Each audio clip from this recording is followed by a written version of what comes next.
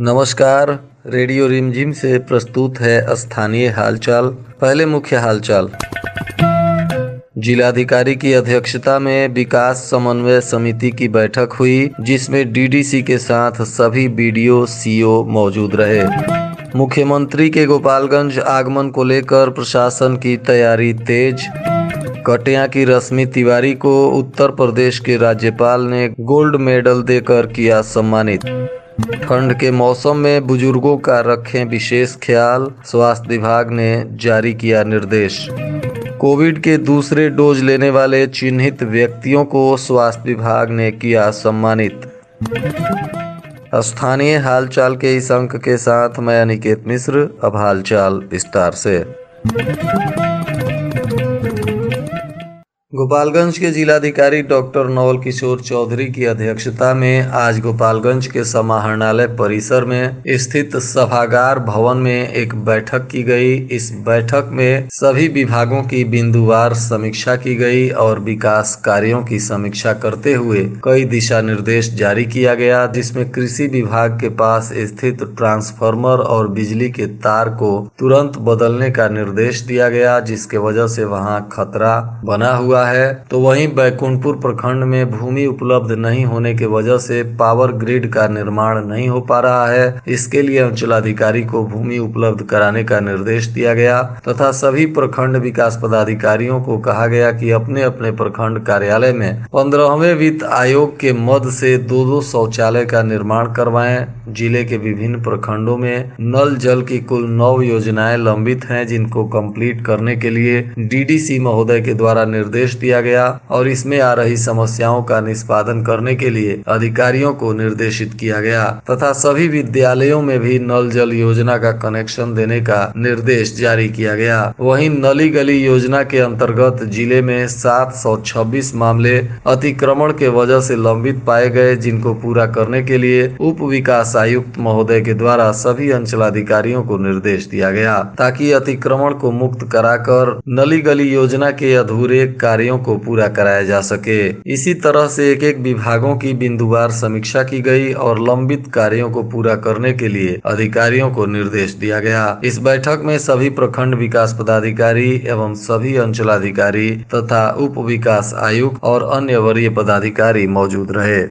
जिला प्रशासन के द्वारा मुख्यमंत्री के आगमन को लेकर तैयारी तेज कर दी गई है। प्राप्त सूचना अनुसार 24 दिसंबर को बिहार के माननीय मुख्यमंत्री नीतीश कुमार का गोपालगंज में कार्यक्रम आयोजित हुआ है, जिसको लेकर गोपालगंज के जिलाधिकारी डॉक्टर नवल किशोर चौधरी और पुलिस अधीक्षक आनंद कुमार के नेतृत्व में सभी पदाधिकारियों के माध्यम से तैयारी शुरू कर दी गई है। सूत्रों से पता चला है कि मुख्यमंत्री के इस कार्यक्रम में विभिन्न योजनाओं की जाँच की जाएगी, जिसमें सरकार द्वारा संचालित योजनाएं धरातल पर कितनी सार्थक रूप से काम कर रही हैं, इस पर मुख्यमंत्री के द्वारा निरीक्षण किया जाएगा। इस वजह से बिहार सरकार के सभी विभाग जो गोपालगंज में कार्यरत हैं, उनके पदाधिकारी अपने अपने विभागों का लेखा जोखा मुख्यमंत्री के समक्ष प्रस्तुत करेंगे। प्राप्त जानकारी अनुसार 3 जिलों के अधिकारी इस बैठक में मौजूद रहेंगे, जिसमें सारण स्तर तक के विकास कार्यों की मुख्यमंत्री के द्वारा समीक्षा की जाएगी।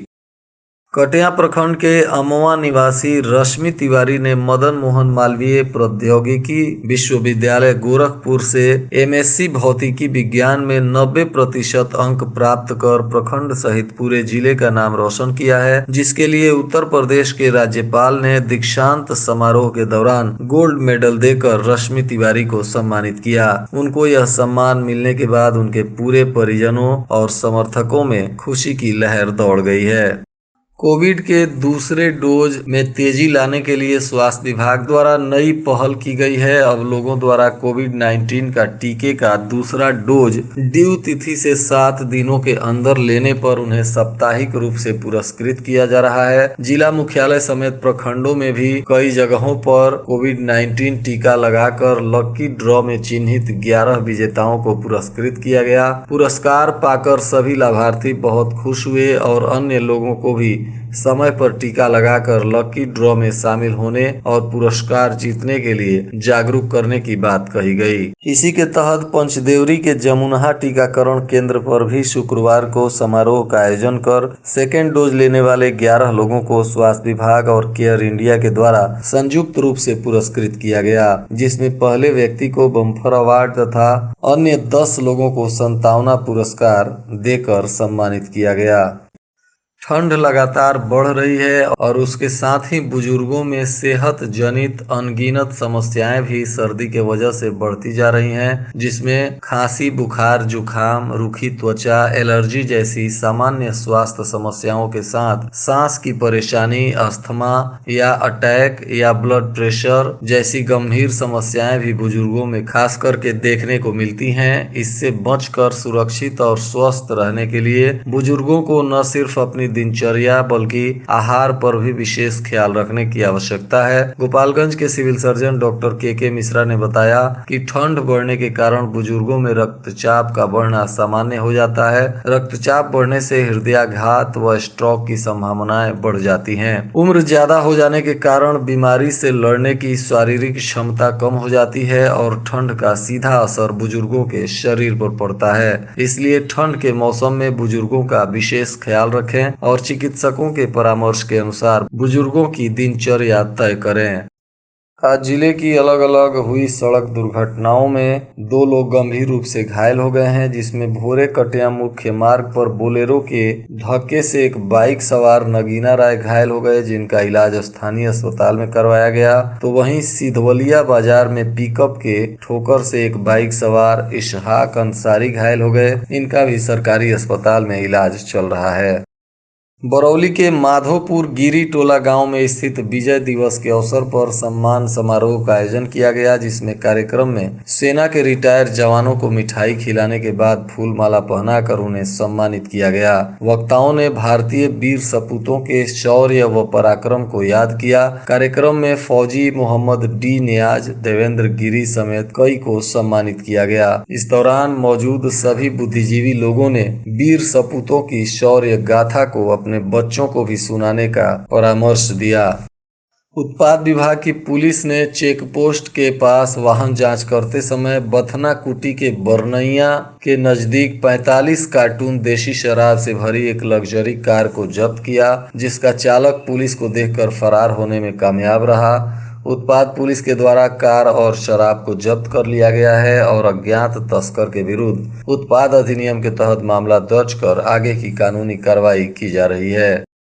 जिले के सभी निजी और सरकारी औद्योगिक प्रशिक्षण संस्थानों में परीक्षा हुई। इस दौरान परीक्षा को कदाचार मुक्त एवं शांतिपूर्ण संपन्न कराने के लिए आवश्यक दिशा निर्देश दिया गया था। आरटीआई के प्राचार्य ओम प्रकाश ने बताया कि वर्ष 2019-21 में छात्रों की परीक्षा थी, जो 13 दिसंबर से शुरू होकर 16 दिसंबर तक चली। उन्होंने बताया कि परीक्षा शांतिपूर्ण तरीके से संपन्न हो गई।